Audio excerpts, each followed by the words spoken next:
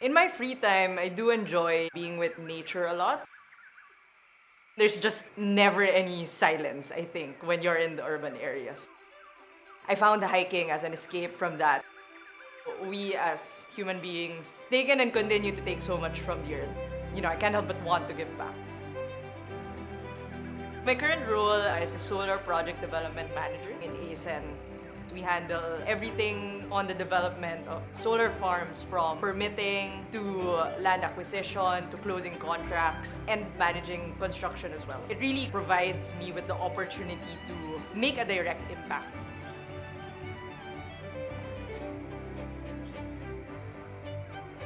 The Philippines is one of the most vulnerable countries in terms of climate change.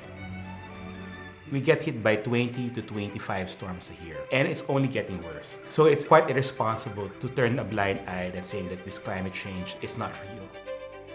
I have a very young family. My son is only 6 years old. As a dad, I don't want to leave a world that's more wounded, that's broken, to my children and my grandkids in the future. My father's an engineer, so I've always been very interested in everything mechanical. My work in ASEN is I handle the thermal group. Basically, these are all the power plants that are still running on fossil fuels. So that includes coal in the case of South Luzon Thermal, and then diesel power in the case of our diesel plants. My day-to-day job really is operating it. People management will be one of the key important tasks, operations and finance. South Luzon Thermal, our plant is a 246 megawatt power plant. We have a full complement of operations, maintenance, engineering, and support units here. I would say about 200 people, full-time employment. We provide that very instrumental power to power the Luzon infrastructure, the Luzon manufacturing hubs.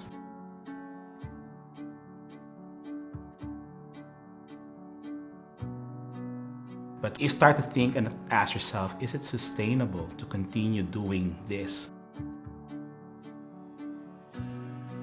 The energy transition, it's a relatively new concept. It was originally announced by Asian Development Bank. The idea really there is, if we want to be able to reach the goal to stop the increase in the temperature, we cannot just keep on building renewable energy. You need to also stop existing thermal plants from generating more carbon.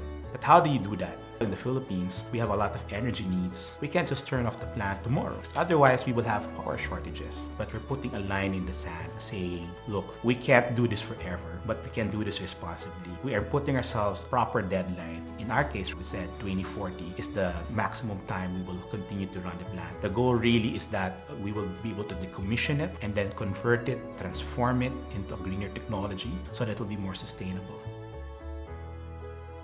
With the shutting down of all these coal plants, what we really need to be able to do is to transition effectively, efficiently, and reliably into a renewables-driven system that is able to replace what you've lost. And that's where solar plants come in, wind farms, storage facilities, other renewable resources. And ASEN is really driving the accelerated development of all these renewable energy sources and ensuring that by the time we're able to phase out our fossil fuels, we will have enough renewable energy supply available that's reliable and accessible for everyone.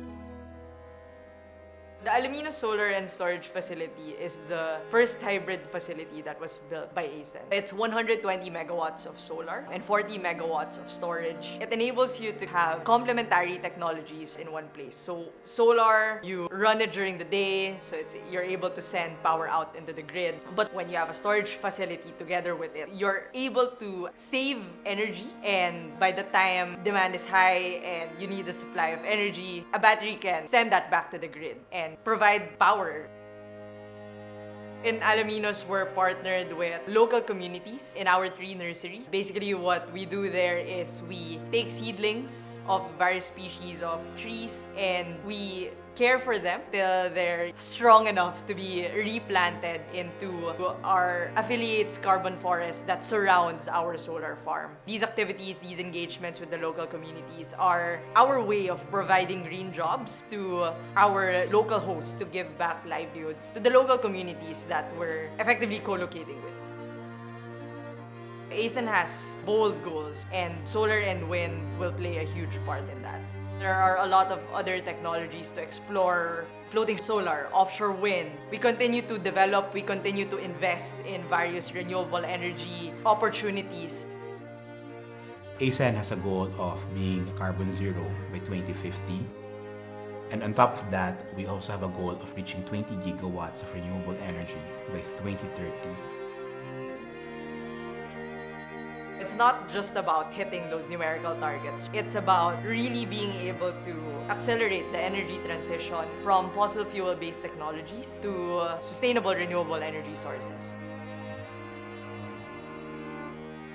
We want to be an agent of change. We're not gonna sit around and wait for the big boys in other countries to be that change. If we have to be the one to lead it, that's how we're gonna do it.